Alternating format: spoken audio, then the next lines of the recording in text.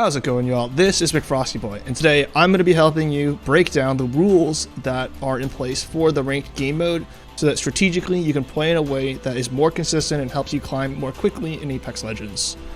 So, I think the big hangup that I see a lot of players have, I think at least one of the glass ceilings I've seen a lot of players hit is Platinum. And it's the one that I am personally most familiar with because it's the one that I was able to push through most recently, and am in the process of pushing through right now. So the issue that really starts to come up with Platinum is that this entry cost here starts to get pretty high. That 36 RP that you're losing every single time you drop in for a game, it's very expensive, and it actually, makes you think about what earns RP. Because 36 RP is not easy to earn, as many of you have found, by just playing recklessly. So let's think about the things that people tend to think about or tend to evaluate as being good or bad in Apex Legends and how they get rewarded by this ranked system. So the first thing that I think often comes up is damage. Damage, if you look at this score sheet, this whole score sheet, there's nothing here at all that mentions damage at all. So technically speaking, right, you can do 0 damage and just solo rat the entire game, and the other two squads just get themselves stuck out in the ring fighting, and they all die to the ring. You just walk in without having fired your gun once, and you will earn 100 points. That's how good, and that performance, at the platinum level, is worth 64 points. That's how good that performance is evaluated, is for 64 points.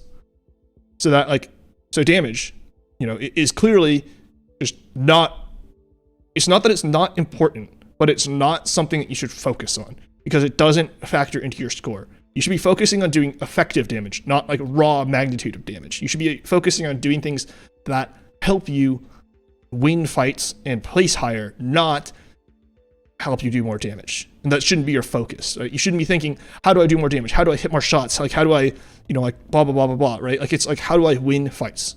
That's the focus, because the two things are not the same. There are slight nuances. There are things you'll do that might maximize damage. For example, taking risky mirror strafes, strafing the exact same direction as someone else to make the shots easier for you to hit. Yes, it makes the shots easier for you to hit, but it also makes it easier for enemies to hit you, right? So you'll maximize your damage output, but you might be jeopardizing your ability to actually win that fight. So damage doesn't matter as in the grand scheme of things. So kills, let's look at kills. Kills are the next one, right? So kills actually do have value, right? Up until 5 kills. Beyond 5 kills, it is considered worthless by the system, right? So you can drop a 20 bomb in ranked, and your score will not go up. You will score the same amount as someone who killed 5 people. In fact, you'll actually score the same amount as someone who had 5 assists and didn't kill anyone at all. They only had 5 assists. That's all they did. So that's I guess another thing to think about, right? It's many of us, and honestly, if you did drop a 20 bomb in a ranked game, that would be fairly impressive. But it's just from the perspective of the ranked system, that is not a priority. That's not something you should be shooting for, and that's not something that it's going to reward you for. In fact, it's not even going to reward you for getting kills, right? It weighs assists equally to kills, and so assists are things that happen when a kill occurs. And well, you assisted, right? You did some damage. Hopefully that helps that fight, helps that knock actually occur, and then hopefully helps you win the fight.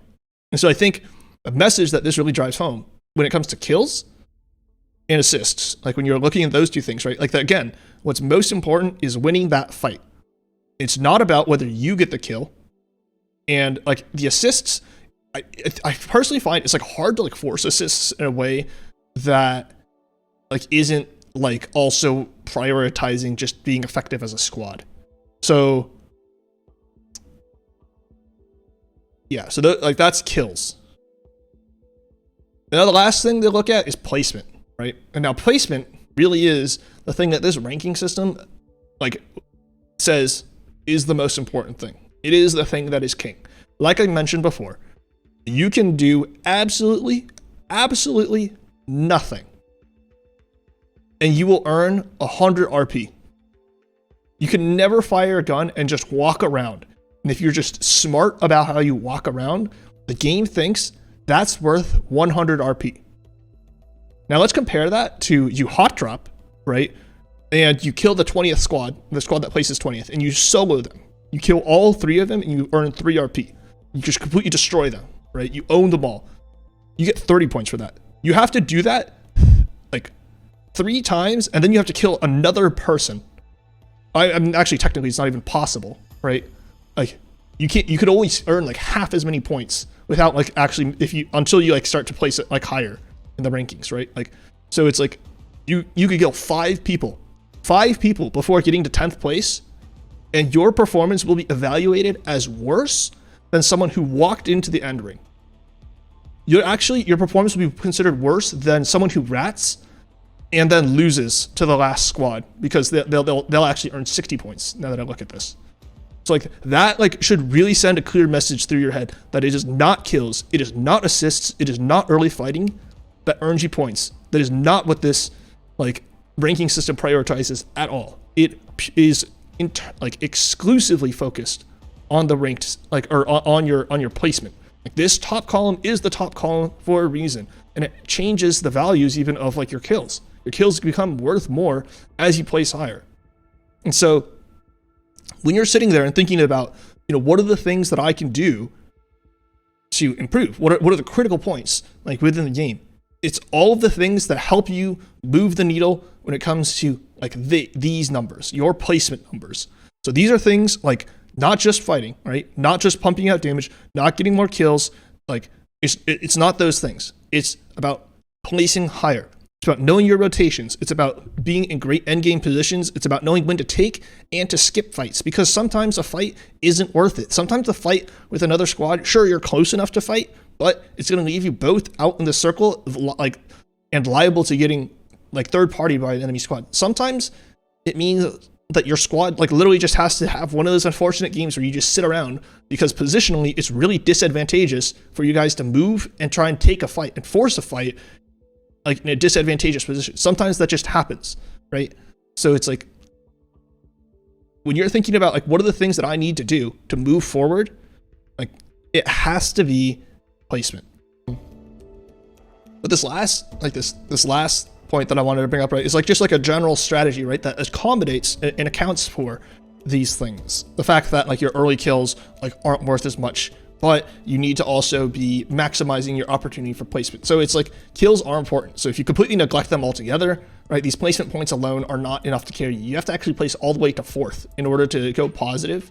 So it's like, so just trying to rat and not fight anyone is not gonna help you go the distance by any stretch of the imagination. So it's like, it is both. It'll like you've got a much better shot at getting 2 KP and placing 8th, right? Like, that's like, think a far more reasonable, far more realistic scenario, or actually getting 3 kills, or like, you know, or 1 kill, 2 assists, or whatever combination, right? And placing 10th. I think those are both much more realistic scenarios to expect, and, you know, are much more like reasonable bars of performance to try and reach. And so I believe in order to climb in Platinum consistently, you need to always be a contender to be like somewhere in these like top 4 or 5 squads, somewhere in there.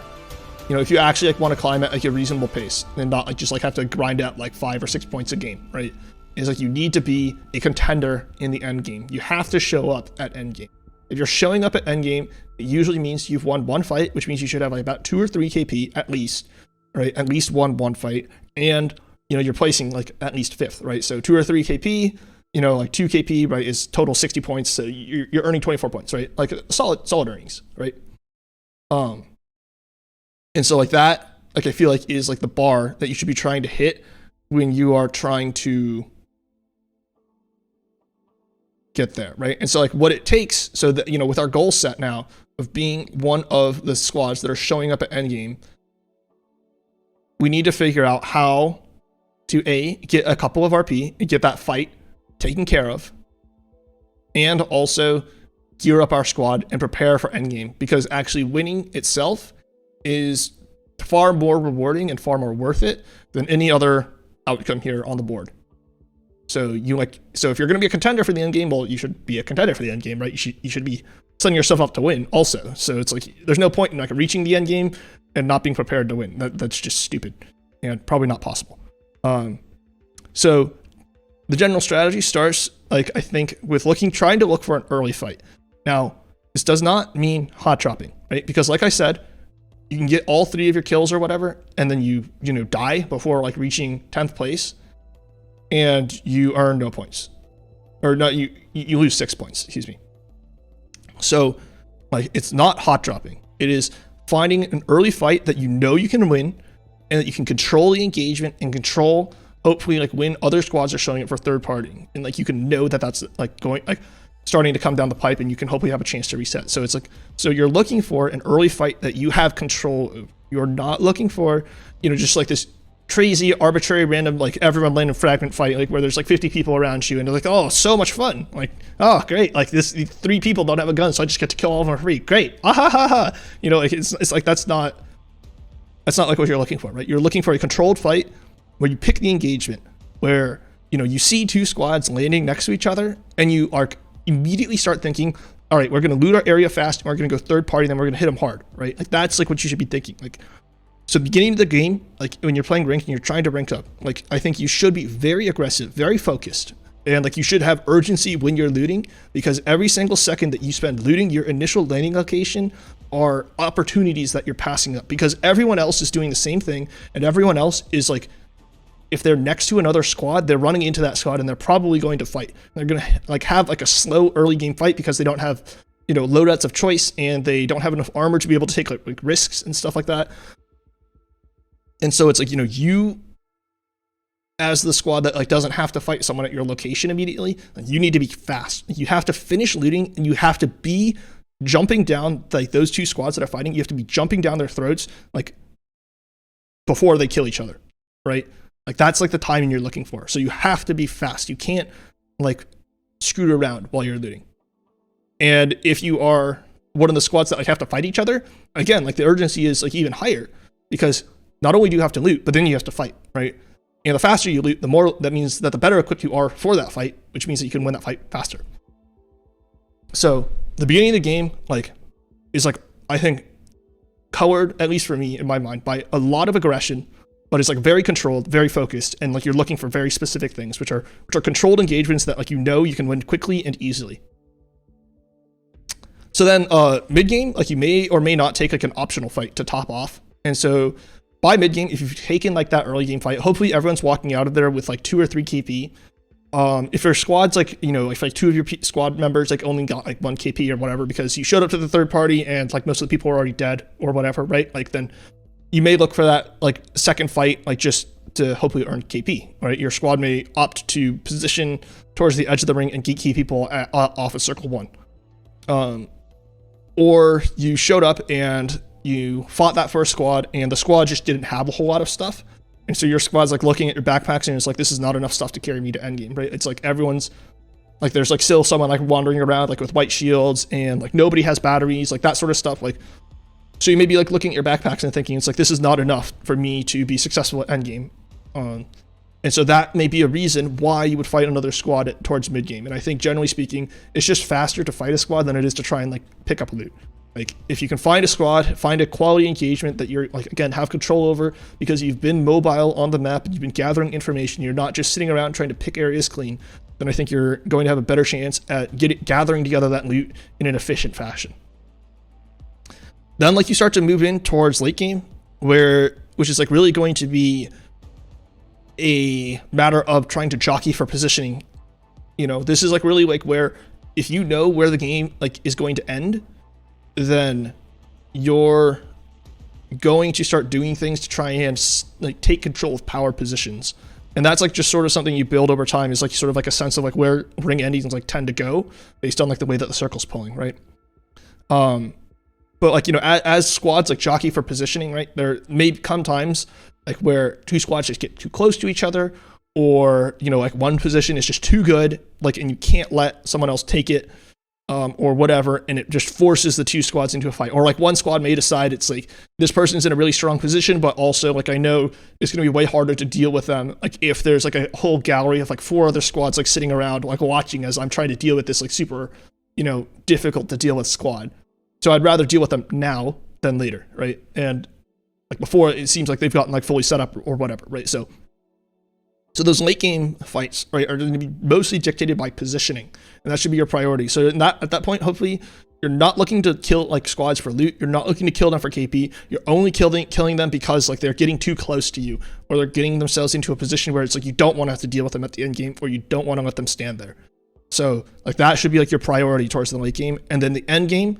Your end game should always be to try and force an engagement that is as favorable for you as possible. And so ideally, that means forcing all of the other squads to fight first and third partying them. That's like the scenario you want to create. Or you want to create a scenario where all the squads are forced to stand in like really stupid like low ground locations relative to you, and you get to shoot down on them for free. Like those are the sort of scenarios you're trying to set up in endgame.